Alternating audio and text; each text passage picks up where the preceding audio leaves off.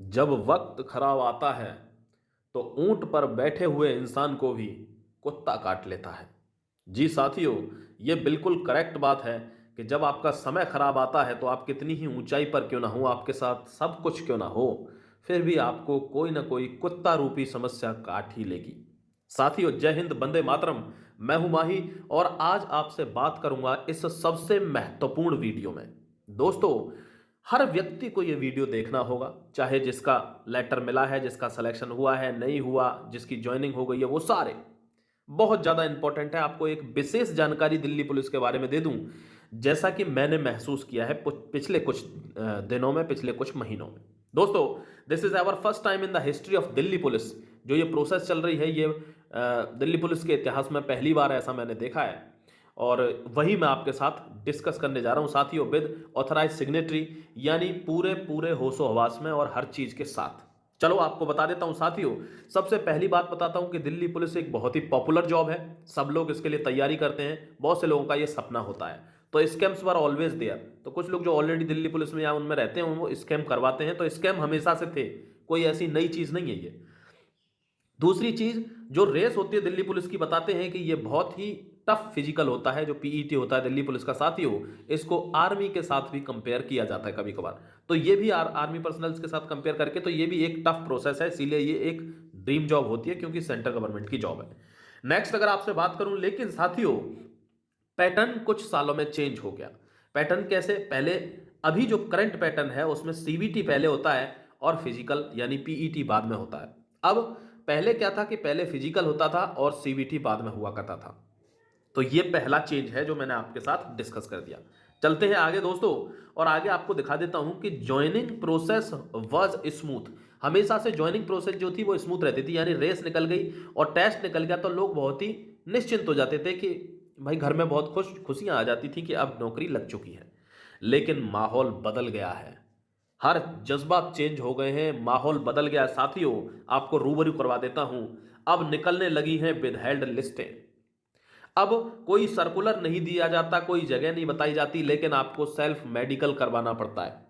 ऐसा इस बार हुआ है, आगे होगा कि नहीं जरूरी नहीं है। कोविड की वजह से यह हुआ है। चिप सिस्टम भी इंट्रोड्यूस किया गया है, फिजिकल में पहले नहीं था।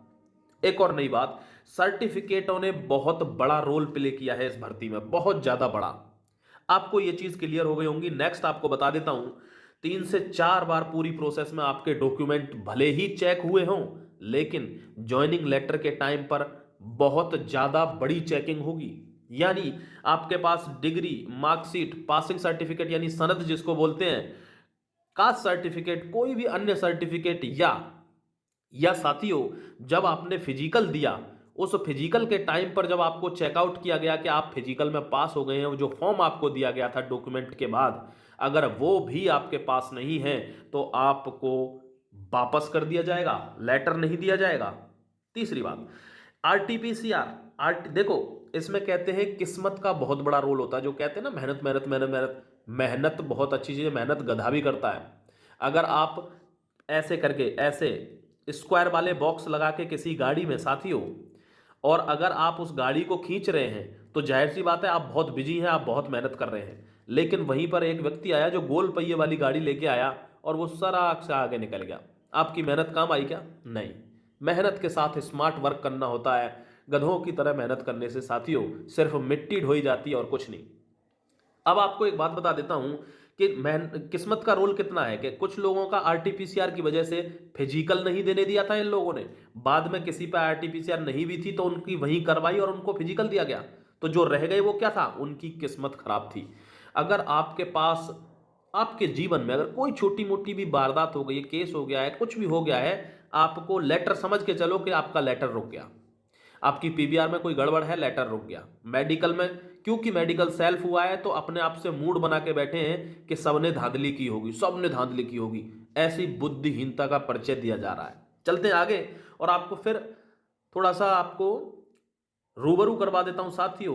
No withheld parallel case grievances, यानी जो विदहेल्ड वाले बच्चे हैं जिनको रख दिया गया है, क्योंकि इनको यह नहीं कहा गया है कि ये दोषी हैं, इनको दोषी नहीं बताया गया। फिर बता देता हूं मैं आपको, सर्कुलर में मैंने समझाया था, they are suspected to be in unfair means, यानी इन पर शक है। अगर किसी व्यक्ति पर शक है तो शक के बिना पर उसको 5 साल जेल में रखो और बाद में कोर्ट माफी मांग के उसको छुट्टी कर दे, बेल दे दे कि आपने कोई गलती नहीं की है, तो उसकी तो जिंदगी के 5 साल गए ना। ऐसी मूर्खता वाला ये सिस्टम चल रहा है साथियों। इनका कोई भी पैरेलल ग्रीवेंस रिजॉल्व नहीं हो रहा। ये बच्चे परेशान हैं, बहुत ही हताश हैं अपने जीवन से। दोस्तों मैं तो आपके साथ खड़ा हूं, चाहे कोई खड़ा हो ना हो। अब जो मोरल ऑफ द स्टोरी है वो क्या निकलता है ज्वाइनिंग लेटर के टाइम पे? जिनको ज्वाइनिंग लेटर मिल गया है उनको फिर से मैं एक बार ये दिल बनाकर उनको बहुत बहुत शुभकामनाएं देता हूं और उनको एहसास दिलाता हूं कि आप उन चंद भाग्यशालियों में से हैं जिनको ज्वाइनिंग लेटर फर्स्ट टाइम पे मिल गया, आपकी कोई भी रोक टोक नहीं हुई। वरना बहुत लोगों के साथ बदतमीजी भी हुई है, इवन लड़कियों के साथ भी। लड़कियां जब एसडीएम से साइन कराने गई तो वहां पर उनको फटकार के बाहर निकाल दिया गया साथियों, इंसल्ट की गई, जबकि ये स्टाफ का मामला है। उसके बावजूद भी एक बच्चे का मैसेज आता है, जब जब उसको कह दिया जाता है कि आपको लेटर नहीं मिलेगा, 2 महीने बाद मिलेगा, वो बच्चा पूछने जाता है किसी बड़े अधिकारी से, एसआई से या किसी दूसरे अधिकारी से, वो उसको धक्का मार देते हैं साथियों, उसको फिजिकली धक्का मार देते हैं और गाली दे के उसको बाहर निकाल देते हैं। That is not the tolerable behaviour they are doing. ये बहुत ही गलत बिहेवियर है, ऐसा नहीं करना चाहिए, क्योंकि ये बच्चे भी अब आपके स्टाफ का हिस्सा हैं।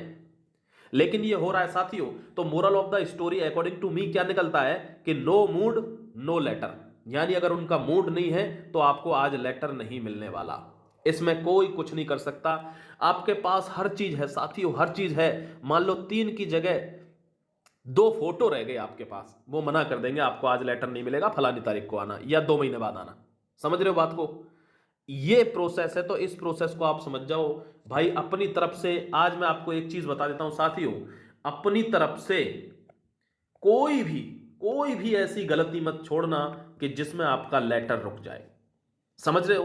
कोई भी गलती, बहुत ही पोलाइट बिहेवियर करना, बहुत ज्यादा पोलाइट यानी एक्स्ट्रा पोलाइट, अब तब आपके चांस बन रहे हैं कि लेटर मिल जाए साथियों। एक बार ट्रेनिंग सेंटर पहुंच जाओ, उसके बाद तो कुछ नहीं होता, लेकिन कोशिश करो यहां कैसे भी लेटर आपको मिल जाए।